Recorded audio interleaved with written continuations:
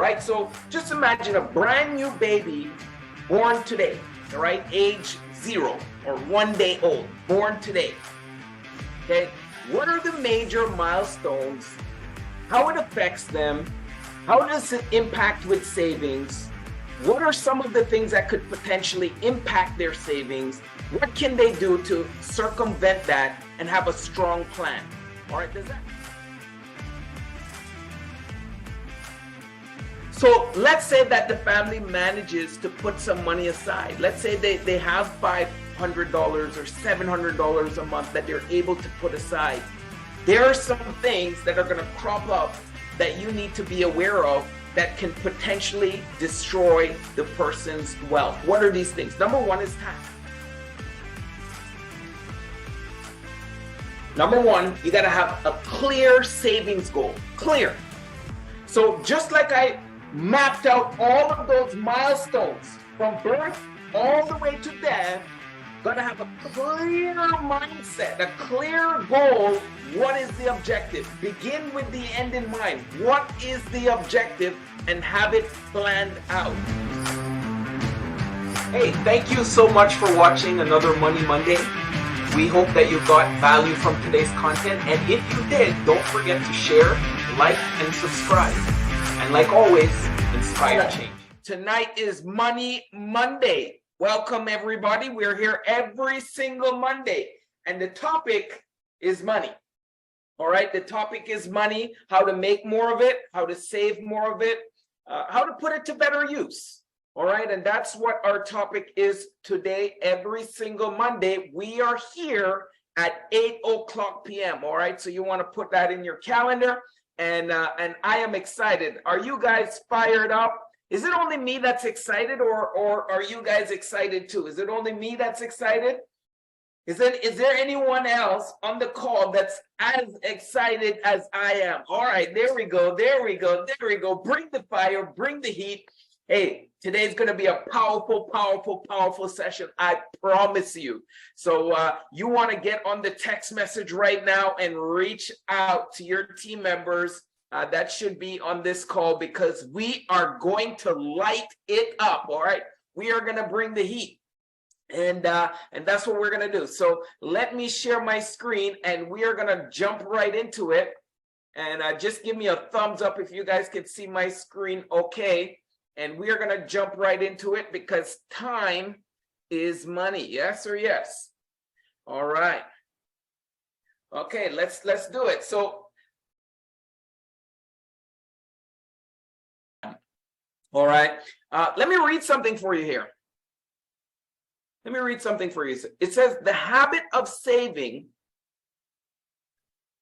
is itself an education. It fosters every virtue, teaches self-denial, cultivates the sense of order, trains to forethought, and so broadens the mind. Okay? We're going to talk a lot today about savings. Write this down on the top of your page. Savings. Okay, we're going to talk a lot about savings and how we can make that happen. Before I jump into that, I want to look at the major milestones that most Canadians, the majority of Canadians, need to go through. Okay, so if you look at any Canadian family, you know, you picture, for example, a Canadian family, they have a child. This child is born into the Canadian system, if you will. This child has a bunch of milestones that they're going to stop off along the way during their life span here on this earth. Let's look at these milestones, some of the things that they go through, right? So just imagine a brand new baby born today. All right, age 0 or 1 day old, born today. Okay, what are the major milestones? How it affects them? How does it impact with savings? What are some of the things that could potentially impact their savings? What can they do to circumvent that and have a strong plan? All right, does that sound like it's something that is important for families? Yes or yes?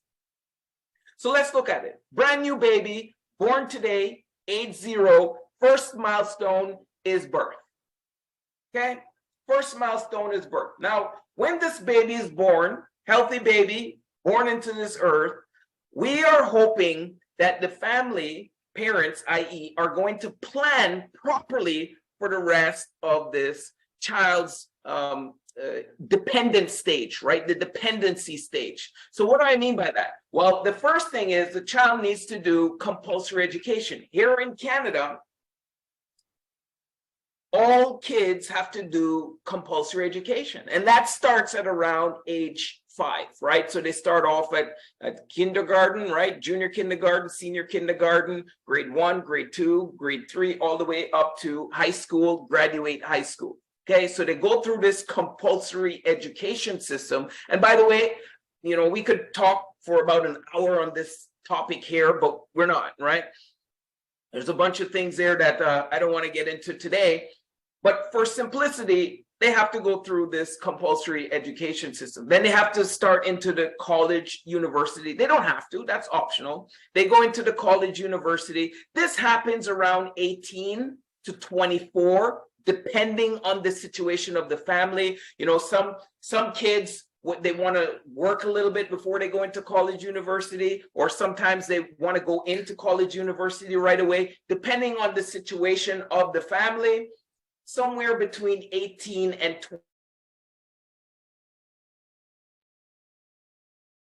24 is typically when they're starting college or university.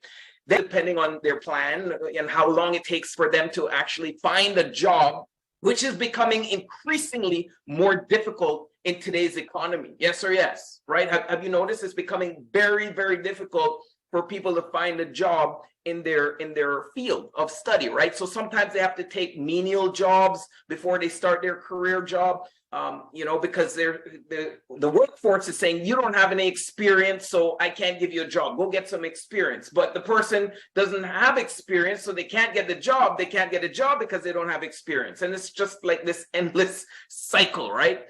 So anyhow, they start their career somewhere around age 24 to 29. Again, it's depending on the circumstances of the family, and each family is different, right? But somewhere between age 24 and 29 is when they're going to start that career. So now we have this baby that was born, went through the compulsory education system, started college or university, and hopefully they didn't start the college or university with debt. All right. Otherwise, they had to take OSAP. Let's say there was no planning in place for the education. They started probably with OSAP. I read an interesting stat. It takes 9 to 15 years to pay off that OSAP loan. So when they start in their career in number 4, what's going to happen? They start in the debt. They start in the hole. Okay. They start the career in their hole. So 9 to 15 years after age 24 to 29, they're still paying off this debt, right? Then what happens? They want to purchase a home. So they get into more debt, okay? They need a down payment. They need to get the mortgage. They need to start making monthly payments on the home. And this puts them further into the hole. And usually they're in a position to do this around 30 to 35, although that is now getting longer and further out into the future because of what's happening with the interest rates, what's happening with the monthly mortgage payments, what was happening with the home prices that was getting out of hand. So this is actually getting pushed further and further into the future as we speak, right? But on average, it's somewhere between 34 to 35 is when they can expect to purchase their first home. And then they work in their career, they retire somewhere around age 65. All right, retirement age is set at age 65. Many families that are working cannot retire at age 65. It's unfortunate. They have to work after age 65. In fact, one of the very reasons that I'm in this company is because when I was working at the engineering firm that I was with, the lady, her name was Nadia, was working at that firm for 44 years. And when she retired, she had to go back to work because her retirement income wasn't enough. Okay, it wasn't enough, and unfortunately, she had to go back to work. She was working part-time, and so she didn't retire at age 65. On paper, she retired at age 65, so she could collect some benefits and so forth, but she still maintained a part-time position so that she could increase her income. More and more families today are not able to retire. It's unfortunate because they don't know that they're going to have this problem until they retire. And then you see inflation starts to increase, and that eats into their retirement plan, right? So what do the family have when they retire? They have old age security. They have CPP, which is not enough. They might have their company pension, and all of these combined, unfortunately, is not enough. So what is going to bridge the gap? It's their personal savings, right? Their personal savings plan. And then they live out their life. Life expectancy in Canada is around age 81. Now, again, this is dependent on many, many factors, but we're just looking at an average here till age 81. So you look at this lifeline, if you will, on these major milestones of the average Canadian, you see every single stage requires what? Them to start saving money, right? They need to save money for their college, university. They need to save money for purchasing a home. They need to save money during their career. They need to save money for retirement. They need to save money for what happens after they're no longer here. All right. So let's look at it.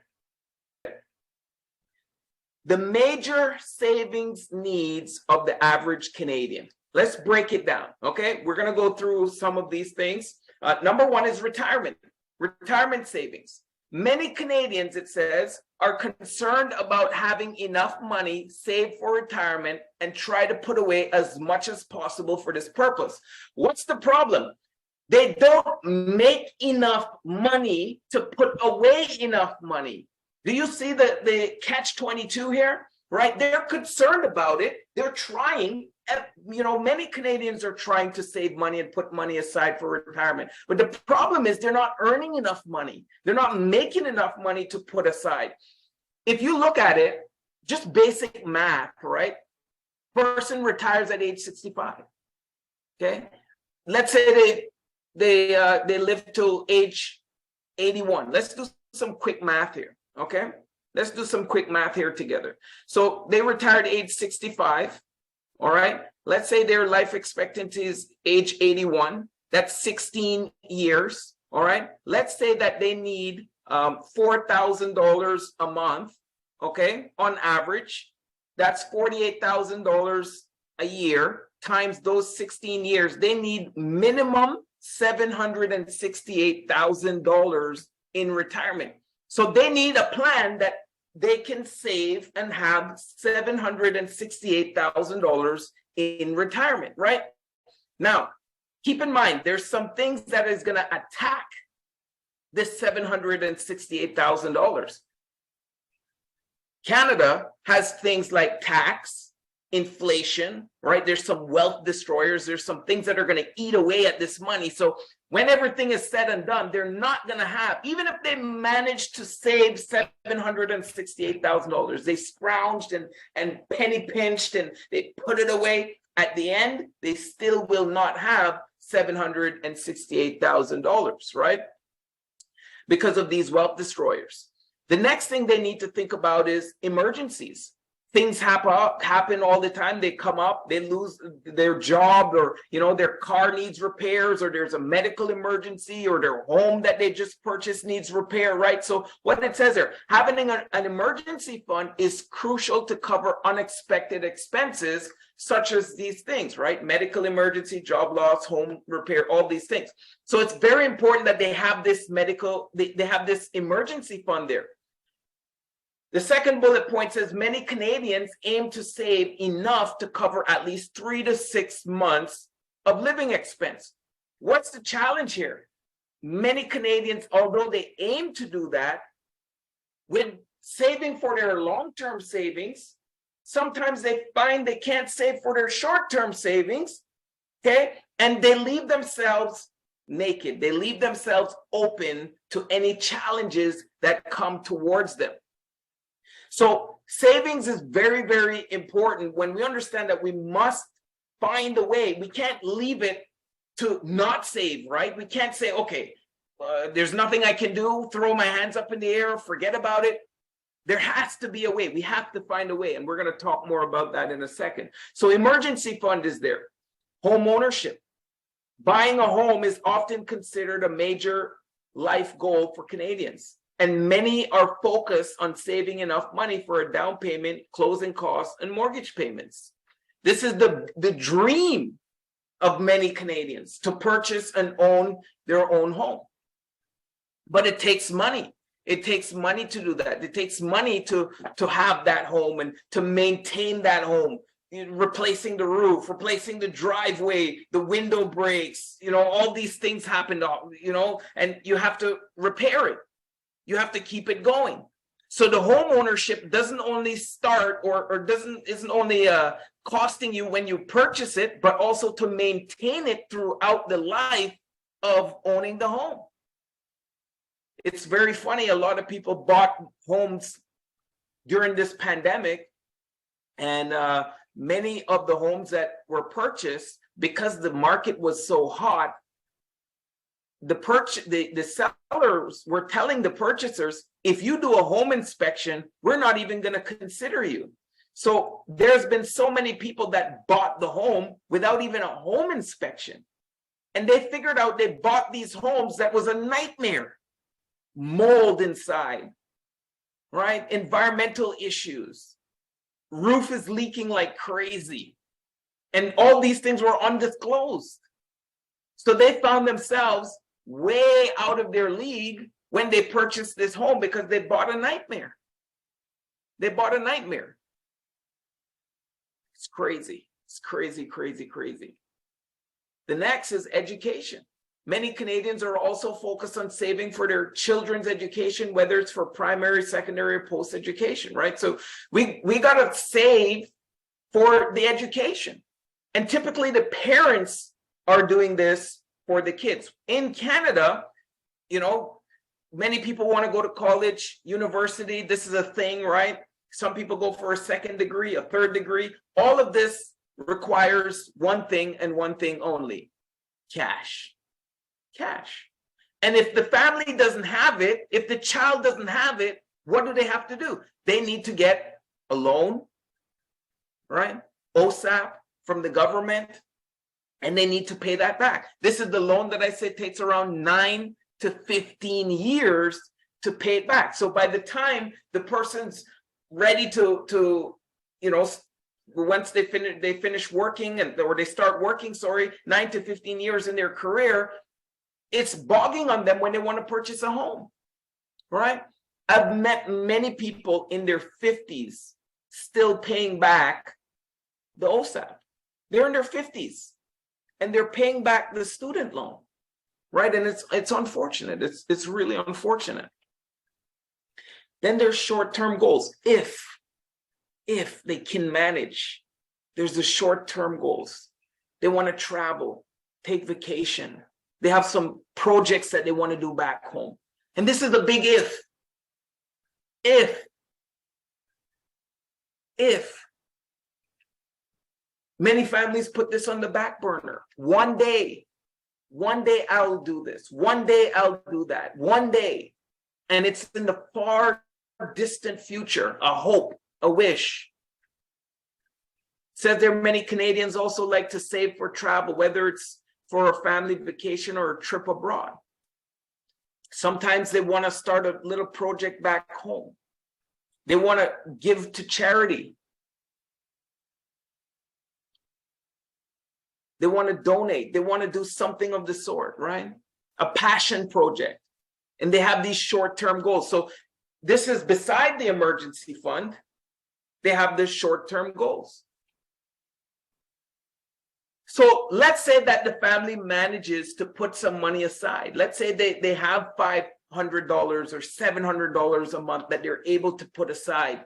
There are some things that are going to crop up that you need to be aware of that can potentially destroy the person's wealth. What are these things? Number one is tax. This is number one, the biggest destroyer of people's wealth, because many people don't understand it. Many people don't understand it. We were having a conversation.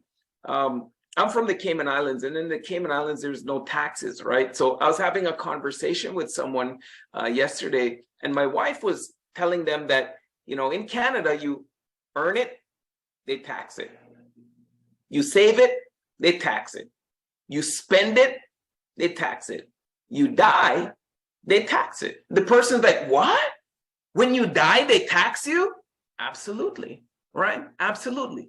Many people don't understand tax advantaged products, how to save and invest where it's tax advantage so the tax doesn't eat away your money. It doesn't eat it away. It's important to understand this before it happens, because after it happens, it's way too late. It's way too late. This stuff needs to be understood ahead of time, how to prevent the tax. Now, I am for paying tax. Don't get me wrong. Tax takes care of our roads, our healthcare, our schools, right? Our hospitals, all these things tax takes care of. So I am for paying tax, but I am for paying the right amount of tax, the fair amount of tax. Many people pay too much tax. How many people wants to pay more tax than they should? Nobody. But many people don't understand how to pay the right amount of tax, the tax that they should be paying. So number one, wealth destroyer is taxes. Okay. Number two is inflation. Inflation is rising through the roof, hovering around 7 or 8%. It's crazy what's happening. 6 months ago or 8 months ago was at like 3%, and look where it's at. And someone would have never fathomed that this would happen. Even at 3%, your money gets eaten away. When I first went to Canada, I remember people were complaining gas was expensive at like 42 cents. They were like, oh my goodness, it's 42 cents. So you have $1. This is inflation. You have $1, right? And you could buy 2 liters of gas with that $1 at 42 cents. Then the gas price zoomed up, and I don't know the exact price right now, but let's say it's $1. Let's say it's $1.05 or whatever it's at, right? That same dollar can no longer buy 2 liters in 2023. It could in 2001, when it's around 40 something cents, it could. But now fast forward to 2023, it can't. 23 years later, that's inflation. So imagine someone says to you, hey, Bob, hey, Sarah, you need to have $768,000, the number we calculated earlier, right? That's from age 65 to age 81. You need to have $768,000 saved, and you put that money aside, but you don't calculate for inflation. It's like that $1 was able to buy 2 liters of gas. Now it's not able to buy 2 liters. It's only able to buy 1 liter. So you're missing a liter. Your money got sliced in half. It literally lost half of its purchasing power. Your $1 could buy 2 liters. Now it can't even buy 1 liter. So it's important to understand inflation. This is another huge wealth destroyer, right? And I mean huge. The next one is dying too soon. Dying too soon. This is unfortunate. It happens. People die too soon. We don't know when it's going to happen. But when it happens, this impacts the family like you never believe. We had a family that was a client of our office, and one of our colleagues served this family and helped them to put the proper insurances in place and so forth. And It was unfortunate. The mother passed away, and the daughter came to the office to collect the life insurance check, $250,000. And she was saying she would not know what would happen to that family if her mother didn't purchase that $250,000 life insurance policy. They had to send the body back home. They had to bury it back home, take care of all the arrangements, and they could not move a single inch until they had that life insurance check. So the body was literally on hold until they came and picked up that check because they didn't have the money to do it. GoFundMe wasn't the thing at that time. And the thing was, they didn't have the cash to deal with all of these things. Not only that, 50% of the income disappeared because the father makes 50%, the mother makes 50%, and literally half of the income is gone. I want you to put this into perspective for a second. How many families, they have at the end of the month maybe $200 left over, $300 left over. After they pay all of their bills and they pay everything, they have $200 to $300 left over. So if you take away, let's say $300 out of, if you cut that family's paycheck by $300, are they going to feel it? Yes or yes? Absolutely, they're going to feel it. Now just imagine you cut their income by 50%. You cut the entire income by 50%. So the income is gone, but guess what? The responsibilities are still there. They still need to pay their mortgage. They still need to pay their debt if they have any. Kids still need to go to school. They still need to save for their kids' education. Like life goes on. They still need to eat. They still need to have purchase clothes. They still need to do everything that they would have normally done. But now they have to do it on half of the income. So dying too soon is a huge wealth destroyer. This one thing here can knock somebody out of the game like you never believe. Everything is going so well. And boom, everything blows up. And it's unfortunate. And the family suffers. The wealth got destroyed. And number 4 is they live too long. They live too long. So meaning they outlive their money. So they live longer than age 81. Let's say they planned till age 81 and they outlived 81. They lived till age 95. That costs money. And that period, lots and lots of medical issues that usually crop up, right? If someone is going to get critically ill, when are they more likely to do it? In those later years, right? So it's hard to die. They plug you into that machine and you just keep going and going and going and going, right? So here's the challenge. The money gets outlived. The money gets outlived. And number 5 is the illnesses that can crop up. It's unfortunate, but a person is more likely to become critically ill than they are to die. You check the research, they're more likely to get cancer, stroke, heart disease, any one of heart attack, any one of those critical illnesses. They're more likely to get one of those than they are to die. What's the challenge with that? When they're in that illness, they're not able to work.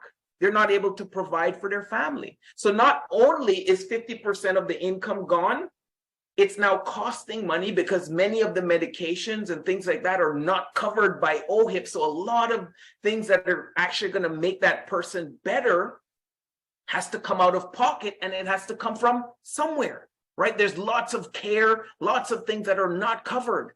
So it's not only that they're not earning 50% of the income, they're literally spending. And there's no cost to a life, right? You're going to pay whatever it costs. So what families do, sometimes they're mortgaging their house. They're doing all kinds of things, right? Because they weren't prepared for the wealth destroyer. Number 5 is a lethal one. It's a very, very lethal one. It's like a double-edged sword. These are the potential wealth destroyers. So number 1 is tax. Number 2 is inflation. Number 3 is dying too soon. Number 4 is living too long. And number 5 is illness. So we have these 5 wealth destroyers that can attack the family's savings.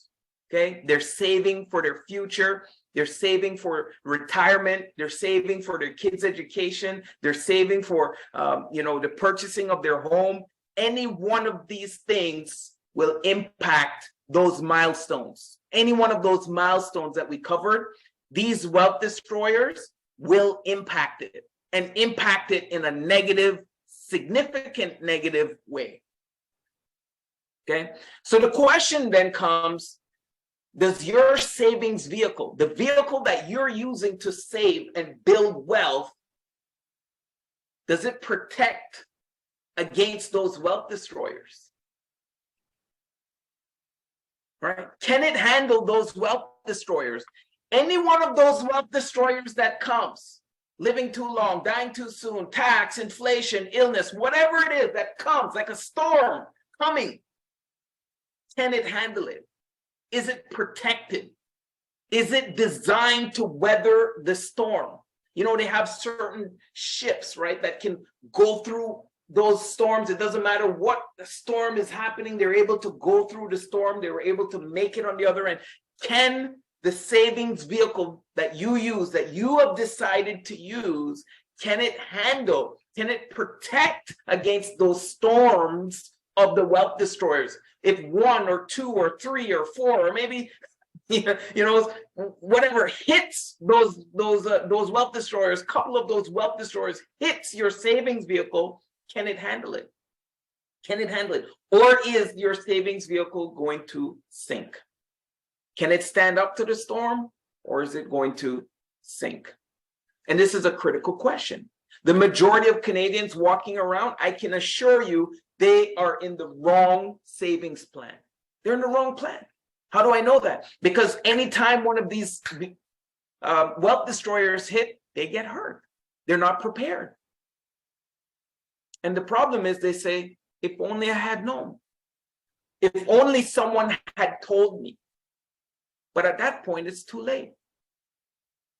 At that point, it's not adequate. There's nothing that can be done at that time, right? So having the right plan is one, but also having the right mindset is the second. And by the way, if you're uncertain, or you know someone that's uncertain about the plan that they have, get in touch with one of our licensed advisors, and they can direct you to what is the possibilities of having the right plan to be qualified for the right type of plan. Okay. Right now, I'm going to talk about developing a savings mindset. Number 1, you got to have a clear savings goal. Clear. So just like I mapped out all of those milestones from birth all the way to death, got to have a clear mindset, a clear goal. What is the objective? Begin with the end in mind. What is the objective? And have it planned out. If you talk to 100 people, I promise you, maybe 3 might have a clear savings goal. 3. No one on this call should be part of those 97. Okay? No one on this call should be part of those. 97% of people do not have a clear savings goal. Number 2, make a budget. I've not mentioned this for the first time right now. I've mentioned this over and over and over and over and over and over again. Make a budget. A budget is a plan, right? Just like a company has a business plan, you have a budget. A budget is like your personal business plan for your finances. Okay. Number 3, automate your savings. This one tip here will save you a lot of headache if you automate it. You set it and forget it. set it and forget it. So you got to set your savings so that it comes out automatically, just like Netflix. Netflix comes out automatically, doesn't it? Right? It just like a subscription program. You set it and you forget it. You don't think about, oh, my Netflix is due this month. It just comes out automatically. You got to have your savings plan. Whatever amount that it is needs to come out automatically. If you are manually moving your savings over, I can almost bet that virtually you're not saving properly. It's not consistent. Okay? If it's not automated. And I've seen this through experience. Okay?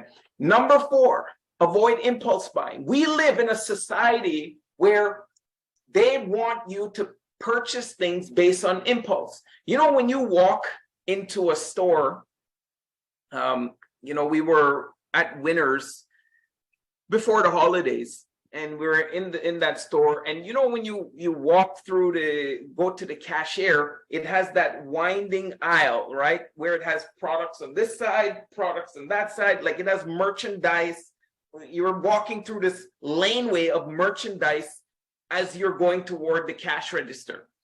This line, I'm standing in the line, my wife, my kids, and I'm noticing people are like picking things up from this line. So they didn't want those items before. They saw it and they're like, oh, I could use one of those.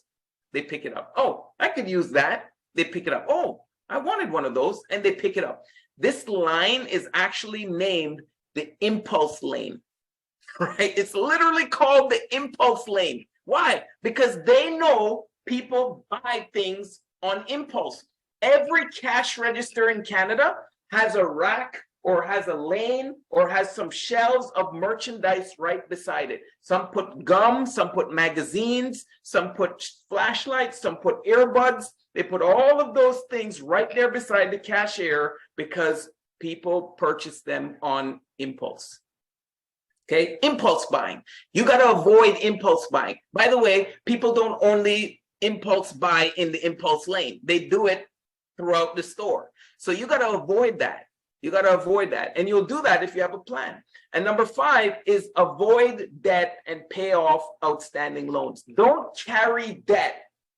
Years ago, I sat with this client. They had $5,000 in their tax-free savings account, and they're very proud of that. And that, they saved something, so we acknowledged it. But the problem is they had $5,000 on their credit card. So I asked them, how much are you getting rate of return on your tax-free savings account? They didn't know, so we looked it up, right? And they were getting around 2%. Okay, great. 2% on your tax-free savings account they were getting from the bank. They had it through the bank. Okay. How much are you getting on, what is your interest rate on your credit card? They didn't know, so we had to look it up. It was around 18%. So look at this. Tell me if this makes any sense.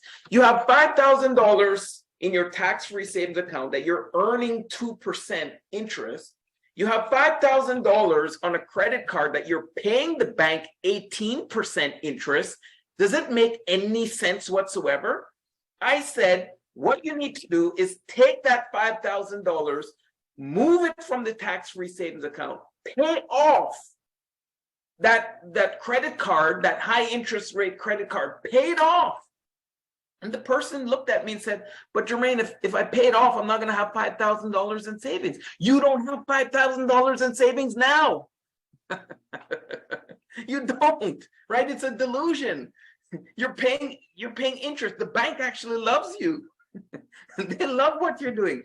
Pay it off, right? And what you would be doing with that high interest, those high interest payments that you're paying, right? $200-300 a month, take that and start building back your tax-free savings account. At least then you're not going to owe anybody. So you got to avoid debt at all costs. Albert Einstein, he says the people that understand it, interest, right? Compound interest, they earn it. And the people that don't understand it, they pay it. This person clearly didn't understand compound interest because they were paying it. They were the ones paying it. All right. So number 6, find ways to increase your income. We're living in a society where I'm going to be blunt with you.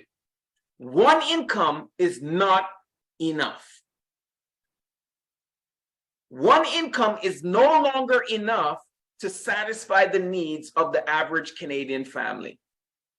It doesn't matter.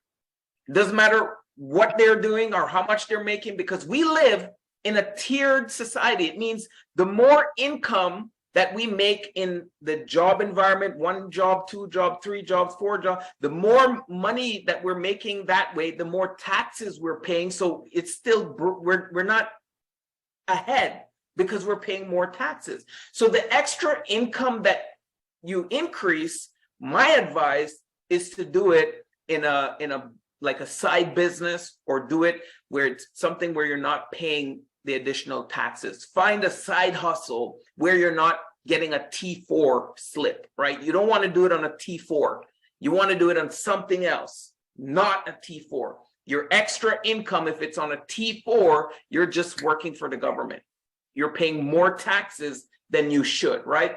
So if you're off of a T4, let's say a T4A or something like that, then more money is going to come to you. And it's very important to understand, because sometimes when we say, yeah, find a way to increase your income, the person goes and they get a second job. I did it, by the way. I had 2 jobs. But at the end, I was working for the government. The more I made, the more I gave to the government, right? So it didn't benefit me at all. In fact, I was more tired and had less money at the end of it all. So the increase of the income should not be on a T4. It should be on something else other than a T4. All right. I want to read this to you. Let me read this to you. This is it's called Walking Tall. Okay. Let me just read it to you. I think it's a very profound and very powerful. And I want to read it to you because I think it's going to impact you.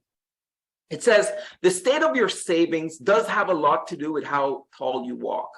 Your savings affect the way that you stand, the way that you walk, the tone of your voice, your physical well-being, and your self-confidence. A person without savings is always running. He or she must. He must take the first job offered, or nearly so. She sits nervously on life's chair because any small emergency throws her into the hands of others. Without savings, a person must be too grateful. Gratitude is a fine thing in its place, but a constant state of gratitude is a horrible place in which to live. A person with savings can walk tall. He may appraise opportunities in a relaxed way, have time for judicious estimates, and not be rushed by economic necessity. A person with savings can afford to resign from her job if her principles so dictate. And for this reason, she will never need to do so. A person who can afford to quit is much more useful to his company and therefore more readily promoted. He can afford to give his company the benefit of his most candid judgment. A person with savings can afford the wonderful privileges of being generous in family and neighborhood emergencies. He can take the level stare of any man, friend, stranger, or enemy. That ability shapes her personality and her character. The ability to save, listen to this, the ability to save has nothing, I wish I could underline the word nothing. The ability to save has nothing to do with the size of income. Many people think that income is what's most important here. It says the ability to save has nothing to do with the size of income. Many high income people spend it all, darting through life like minnows. But as the dean of American bankers, J.P. Morgan, once advised a young broker, take waste out of your spending and you will drive haste out of your life. Listen to this. This is very powerful right here. If you don't need money for college, a home, or retirement, then save for self-confidence. Let me repeat that again. If you don't need money for college, a home, or retirement, then save for self-confidence. And with the self-esteem and peace of mind that comes from having savings, walk tall through life. How many of you are fired up to walk tall through life? Okay? Walk tall through life. I want you to remember, developing a savings mindset, it takes time and it takes effort, but it's worth it. And in the long run, you're going to achieve your goals and your dreams. Okay? It's worth it. It's not going to be easy. Nobody says it's easy, but what I'm promising you is that it's going to be worth it. Warren Buffett said this, very powerful. Do not save what is left after spending, but save what is left, but spend what is left after saving. So let me repeat that. Do not save what is left after spending, but spend what is left after saving. All right, I want to end with this. Where you are now in life is the sum of the decisions that you have made. And what I can challenge you to do is to make a decision that you're going to change your life. 2023 is your year, right? Enough with this year is my year. Make this year your year. Make this year the year like no other, your best year ever in 2023, right? Level up, move up a level. Enough with the status quo. The status quo is your enemy. Status quo is the adversary. The status quo is not going to get you anywhere. You need to step out of your comfort zone and realize that you were put on this earth to do something big, to do something special. The Lord has made you to do something great with your life, and it's time that you exercise that and do something with that talent that you have. People are waiting for you to become successful so that they know they can do it too. And I promise you, if you help enough people get to where they want to go, eventually you're going to get to where you want to go. All right? Hey, thank you so much for watching another Money Monday. We hope that you got value from today's content. And if you did, don't forget to share, like, and subscribe. And like always, inspire change.